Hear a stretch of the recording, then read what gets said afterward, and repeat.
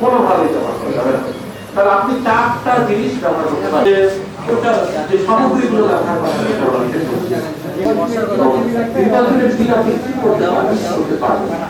তো আমরা দেখছি বিধিমালা পদ্ধতি রয়েছে, কারণ অনেকগুলো বিধি থেকে উপস্থাপন, এটা ভোটার আগে দুটো বিষয় আমরা উল্লেখ করবো।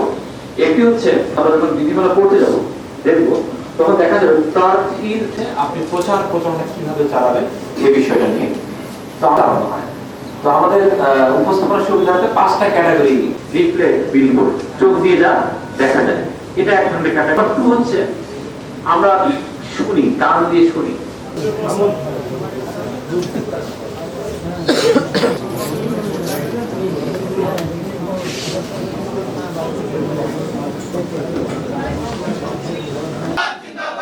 আমাদের কোনো মার্কা আছে, সেই মার্কা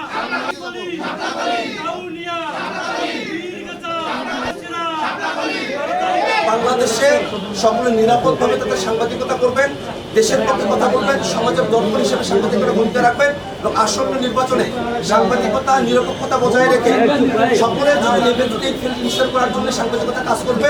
কোনো ধরনের অর্থের প্রভাব, পেশির প্রভাব যেন এবারে নির্বাচন করতে না পারে সে ব্যাপারে সাংবাদিকেরা তাদের চোখ কান খোলা রেখে সমাজকে সামনের দিকে এগিয়ে নিতে, রাষ্ট্রকে এগিয়ে নিতে তারা তাদের পদক্ষেপ রাখবেন এবং সাংবাদিকেরাও গণভোটের পক্ষে থাকবেন, গণভোটকে সমর্থন করবেন, হ্যাঁ ভোটের ক্যাম্পেইন করবেন সাংবাদিকরাও। এটা আপনাদের কাছে আমাদের প্রত্যাশা। আমরা নির্বাচন কমিশন এবং সরকারের কাছে আহ্বান জানাবো, এই আনুষ্ঠানিক প্রচারণার সময়কালে কোনোভাবেই যেন আমাদের কোনো প্রার্থীকে হাদি ভাইয়ের মতো পরিণতি বরণ করতে না হয়, আমাদের কোনো সাধারণ ভোটারকেও হাদি ভাইয়ের মতো পরিণতি বহন করতে না হয়। আমরা মনে করি যে যারা না ভোটের ক্যাম্পেইন করছে, জনগণ এবারে নির্বাচনে তাদেরকেই না করে দেবে এবং সামনের দিনে নতুন যে বাংলাদেশে আমরা প্রত্যাশা করি, গণভোটের মধ্য দিয়ে সেই বাংলাদেশের যতটুকু অর্জন তার প্রত্যেকটা অংশকেই আমরা সিকিউর করতে চাই। একটা দুর্নীতিমুক্ত, আধিপত্যবাদ মুক্ত বাংলাদেশের প্রয়োজনে জাতীয় নাগরিক পার্টি, এনসিপি, জামাতে ইসলাম, এই পার্টি, খেলাফত সহ আমরা 10টি দল একযোগে নির্বাচন করার সিদ্ধান্ত নিয়েছি।